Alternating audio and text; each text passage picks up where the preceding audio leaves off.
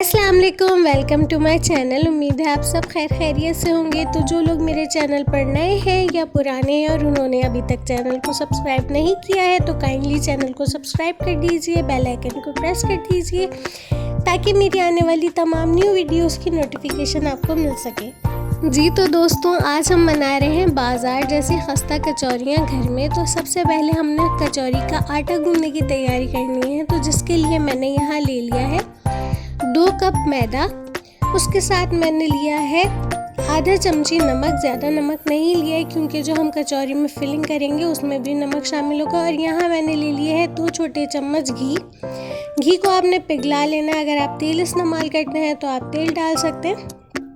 तो यहाँ मैंने 2 चम्मच घी शामिल किया है। अब आपने ये करना है कि मैदे में जो आपने घी और नमक शामिल किया है उसे अच्छी तरह से मिक्स कर लेना है जब तक कि यकजान ना हो जाए। आपने इसमें पानी शामिल बिल्कुल नहीं करना है।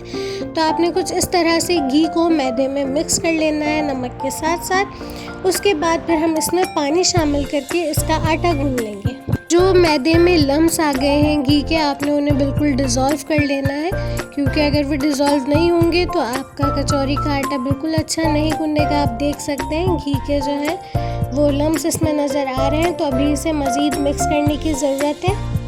अच्छा, अगर आप चाहें तो इसमें ज़ीरा शामिल कर सकते हैं थोड़ा सा। कुछ लोग कचौरी के आटे में जो है वो अजवाइन भी शामिल करते हैं। अच्छा, मुझे ज़ीरा और अजवाइन दोनों की खुशबू पसंद नहीं आती कचौरी में, तो मैंने यहाँ बिल्कुल शामिल नहीं किया, बिल्कुल सादा आटा गूंदा है। तो जब आपका घी मैदे में अच्छी तरह से डिज़ोल्व हो जाए उसके बाद आपने आटे को गूंद लेना है। तो यहाँ सबसे पहले मैंने आधा कप पानी लिया है, आधा गिलास पानी लिया है। बहुत ज़्यादा एकदम से आपने पानी शामिल नहीं करना है, थोड़ा थोड़ा करके आपने शामिल करके आटे को यकजान कर लेना है। अच्छा, इसका आटा ना बहुत सख्त गूंदेगा और ना ही बहुत नर्म। नॉर्मल कंसिस्टेंसी में आपने इसके आटे को गूंद लेना है और उसको जो है वो 1.5-2 घंटे के लिए राइज़ होने के लिए छोड़ देना है। अच्छा, आपने राइज़ होने के लिए जो है वो नॉर्मल रूम टेम्परेचर पर छोड़ना है। आपने फ्रिज में बिल्कुल नहीं रखना है। आपने इसे किसी भी बाउल में करके ढक के जो है वो रूम टेम्परेचर पर इसे छोड़ देंगे 1.5-2 घंटे के लिए ताकि ये अच्छी तरह सेट हो जाए। अच्छा, आप अगर इस आटे में जो है वो तेल या घी की मकदार बढ़ा देते हैं गूंदते हुए तो कचौरियाँ तो काफ़ी खस्ता बन जाएंगी, लेकिन उसका मसला ये है कि वो ऑयल भी उतना ज़्यादा जज़्ब करेंगे। जब आप फ्राई कर रहे होंगे तो काफ़ी ऑयली हो जाता है। तो बेहतर है कि ज़्यादा घी तेल का इस्तेमाल आटा गूंदने में ना करें। आपने इस तरह से शेप दे के रख देना है आटे को राइज़ होने के लिए। और यहाँ मैं बना रही हूँ सिंपल आलू की तरकारी। तो उसके लिए मैंने 3 से 4 आलू ले लिए हैं। 1 चम्मच खाने का मैंने यहाँ लहसुन की चटनी ले ली है। उसके साथ मैंने आधी चमची ज़ीरा, आधी चमची नमक और आधी चमची पिसी हुई लाल मिर्च ली है। लहसुन और लाल मिर्च की जो चटनी हमारे घरों में मौजूद होती है वो मैंने यहाँ इस्तेमाल की है इसे बनाने में। अच्छा, पूरी और कचौरी के साथ जो है वो आलू और छोले दोनों तरह की तरकारी बनाई जाती है। मैं यहाँ सिर्फ आलू की तरकारी बना रही हूँ और हमारे घर में जो है वो आलू की तरकारी भी 4-5 तरह से बनाई जाती है। अच्छा, यहाँ मैंने आलूओं को मैश कर लिया। आपने बहुत बारीक मैश नहीं करना है, आपने इसमें कुछ चंक्स छोड़ने हैं छोटे बड़े, तो तरकारी में जब वो नज़र आते हैं तो बहुत अच्छे लगते हैं। तो यहाँ मैंने आलूओं को जो है वो अच्छी तरह से मैश कर लिया है। अच्छा, आप देख सकते हैं इसमें बहुत मुख्तसर से मैंने जो है वो इंग्रेडिएंट्स ऐड किए हैं, बहुत ज़्यादा मसालों को मैंने इस्तेमाल नहीं किया। और यहाँ मैंने जो है वो घी गर्म होने के लिए रख दिया है। तो मैंने खाने का चम्मच के हिसाब से मैंने यहाँ 1.5 चम्मच घी ले लिया है। इसमें मैं अब शामिल करूँगी ज़ीरे को, और ज़ीरे को हल्का सा फ्राई करना है। आपने बहुत ज़्यादा ज़ीरे को फ्राई नहीं करना है। जब ज़ीरा फ्राई हो जाएगा तो इसमें शामिल करेंगे लहसुन की पिसी हुई चटनी। अच्छा, अगर आप चाहें तो ज़ीरे के साथ जो है कलौंजी भी शामिल कर सकते हैं। कलौंजी की भी काफ़ी अच्छी सी खुशबू आती है और जायका भी जो है वो अच्छा लगता है। तो अब यहाँ ज़ीरा फ्राई हो गया था, इसमें मैंने शामिल कर दी है लहसुन की चटनी। अच्छा, लहसुन की चटनी में मैंने थोड़ा सा पानी मिलाया था क्योंकि जब हम इसे भूनते हैं तो अगर चटनी बहुत ड्राई हो तो वो जल्दी से जो है वो लगने लगती है, भूनती नहीं है सही। तो यहाँ थोड़ा सा चटनी को ज़ीरे के साथ घी में भूनने के बाद आप इसमें शामिल करेंगे जो आलू आपने मैश करके रखे हुए थे। और आलूओं के साथ साथ मैं इसमें शामिल कर दूंगी नमक और पिसी हुई लाल मिर्च भी। और फिर इसे अच्छी तरह से आलू और सारे मसालों को घी में फ्राई कर लेंगे। थोड़ी देर तक आपने अच्छी तरह से इसे फ्राई करना है ताकि आलूओं का कच्चापन, वैसे तो उबले हुए हैं लेकिन फिर भी चटनी के साथ आलू अच्छी तरह से मिल जाए और नमक और पिसी मिर्च का भी जो है वो जायका आलू में अच्छी तरह से आ जाए। तो आपने कुछ इस तरह से घी में फ्राई कर लेना है आलूओं को। अच्छा, हमारे घर में खाने बनाने को कोई मुश्किल काम नहीं समझा जाता है। खाना बनाना तो बहुत ही आसान काम है। हाँ, अगर आपकी दिलचस्पी उसमें शामिल हो, अगर आपका मूड अच्छा हो। अगर मूड अच्छा ना हो तो कोई आसान सा जो है वो अंडे का ऑमलेट बनाना भी जो है ना वो बहुत मुश्किल काम लगता है। लेकिन खाना बनाने से ज़्यादा मुश्किल काम जो हमें लगता है वो ये होता है कि सोचना कि खाने में बनाना क्या है। बनने में जितना वक्त नहीं लगता उतना सोचने में लग जाता है कि आज क्या बनाया जाए। इंसान ना रोज़ गोश्त खा सकता है, ना सब्ज़ी खा सकता है और ना ही रोज़ रोज़ दाल खा सकता है। तो आपको जो है वो मेरे ख़्याल से पूरे हफ्ते का एक मेन्यू बनाना पड़ता है कि पूरे हफ्ते के 7 दिन आप क्या बनाएं और क्या घर वालों को खिलाएं। अच्छा, यहाँ मैंने अच्छी तरह से आलूओं को घी में फ्राई कर लिया था। अब इसमें मैंने आधा कप पानी शामिल किया और इसे हल्की सी आंच पे आपने पकने देना। आप देख सकते हैं इसमें आलूओं के चंक्स नज़र आ रहे हैं। मैंने बिल्कुल फाइन मैश नहीं किया था इसीलिए आलूओं को, ताकि थोड़े से चंक्स नज़र आते हैं तो वो अच्छे लगते हैं। तो ये थी हमारी कचौरियों के साथ आलू की तरकारी बनाने की आसान सी रेसिपी। इंशाल्लाह आगे मैं आपके साथ आलू और चनों की मुख्तलिफ़ तरह की तरकारियों की रेसिपी शेयर करूंगी। यहाँ मैंने हरे धनिया और हरी मिर्च इसमें शामिल कर दिया और आप देख सकते हैं कि घी ऊपर आना शुरू हो गया है और इसमें बबल्स बन रहे हैं। तो आपने हरे धनिया हरी मिर्च शामिल करके इसे 1 से 1.5 मिनट के लिए पकाना है, फिर आपने चूल्हा बंद कर देना है। तो यहाँ हमारी तरकारी बिल्कुल तैयार हो गई है। तो जी जनाब, अब चलते हैं कचौरियों की फिलिंग की तरफ। तो यहाँ मैंने 150 ग्राम ले ली थी मूंग मसूर की मिक्स दाल और उसमें मैंने शामिल की थी 1 चाय की चमची पिसी हुई लाल मिर्च, 1 चाय की चमची नमक इसमें शामिल किया था। उसे 1.5 कप पानी में पकने के लिए रख दिया था और जब पानी अच्छी तरह से खुश्क हो जाए तो आपने दाल को पीस लेना है। और अगर आप चाहें तो आधी चमची ज़ीरा पिसा हुआ, आधी चमची पिसा हुआ गरम मसाला शामिल करके अच्छी तरह से मिक्स कर लेते हैं। तो इस तरह से आपकी कचौरियों की फिलिंग तैयार हो जाएगी। आप कचौरियों में कीमे की भी फिलिंग कर सकते हैं। इंशाल्लाह आगे मैं आपके साथ कीमे वाली कचौरियों की रेसिपी भी शेयर करूंगी। फ़िलहाल हम दाल वाली फिलिंग की रेसिपी बना रहे हैं। तो कुछ इस तरह से आपने दाल को तैयार कर लेना है। मुझसे गलती ये हुई कि मैंने जब दाल चढ़ाई थी तो मैं वीडियो रिकॉर्ड नहीं कर सकी। तो आपने कुछ इस तरकीब से दाल को तैयार कर लेना है। तो अब फिलिंग के बाद हम चलते हैं। जो आटा हमने कचौरियों का राइस होने के लिए रखा था वो तैयार हो गया है। आपने 1.5 से 2 घंटे के लिए इसे साइड में रख देना है। तो अब आप देख सकते हैं आटा बिल्कुल तैयार है। तो आपने अब करना ये है कि छोटी छोटी आपने बॉल्स बना लेनी है आटे की। उसके बाद आपने उसकी चंगेरी तैयार करनी है। जैसे रोटी बनाने के लिए आप जो है वो चंगेरी बनाते हैं, उसी तरह आपने कचौरियों के लिए भी छोटी छोटी चंगेरियाँ बनानी है। और आपने ख्याल ये रखना है कि आपने साइड से उसे दबाना है, बीच में से आपने आटे को पतला नहीं करना है, आपने पेड़े को पतला नहीं करना है। क्योंकि जब आप इसमें दाल की फिलिंग करेंगे और अगर बीच में से जो है वो आपका पेड़ा पतला होगा तो दाल जो है वो बाहर निकल जाएगी, उससे आपकी कचौरी भी अच्छी नहीं बनेगी, उसमें ऑयल भर जाएगा और उसके अलावा आपका सारा तेल भी ख़राब होगा, दाल उसमें बाहर निकल जाएगी। तो आपने इस तरह से अच्छी तरह से आपने शेप देना है।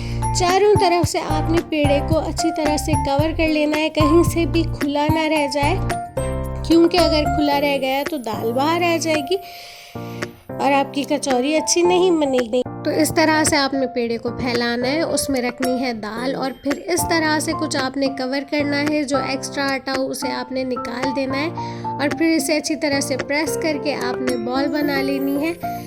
तो उम्मीद है मैं आपको समझाने में कामयाब हो जाऊंगी कि आपने कचौरी को किस तरह से फिल करके बंद करना है। तो यहाँ मैंने 2 बॉल्स मज़ीद बना ली हैं। अब इसे इस तरह से जो है वो मैंने पेड़ा बनाना है। आपने जो है वो बीच में से पेड़े को पतला नहीं करना है, आपको पहले भी बता चुकी हूँ। उसके बाद हम इसमें रखेंगे दाल। तो आपने दाल की मकदार पेड़े की क्वांटिटी देख के रखनी है कि आपने कितना बड़ा या छोटा पेड़ा लिया है। उसके बाद यहाँ मैं इसमें शामिल कर दूँगी दाल। इस तरह से आपने दाल को रखना है, फिर इस तरह से दबाना है और जो एक्स्ट्रा आटा होगा वो पोटली नुमा शक्ल में बना के आपने निकाल देना है। जैसे मैंने आपको पहले बताया कि आप कचौरियों में मुख्तलिफ़ चीज़ों की फिलिंग कर सकते हैं, जैसे कीमा हो गया, चिकन हो गई, आलू हो गए, पनीर हो गया। तो आपने सिर्फ ख्याल ये रखना है आप जिस चीज़ की भी कचौरी में फिलिंग कर रहे हैं वो लिक्विडी ना हो, वो ड्राई होनी चाहिए, क्योंकि अगर आप लिक्विडी चीज़ की फिलिंग करेंगे तो वो बाहर निकल जाएगी और कभी भी जो है वो कचौरी अच्छी नहीं बनेगी, बल्कि बनेगी ही नहीं। तो अगर आप कीमा ले रहे हैं, चिकन, पनीर, आलू, जो भी चीज़ आप ले रहे हैं, आपने कोशिश करनी है कि उसे ड्राई करके बनाएं। उसमें ज़्यादा ऑयल का इस्तेमाल ना करें और ना ही उसमें पानी की मकदार ज़्यादा हो। तो इस तरह से आपने कचौरियों को शेप दे लेना है। इंशाल्लाह मैं आगे आपके साथ अलग अलग फिलिंग्स वाली कचौरियों की रेसिपी भी शेयर करूँगी।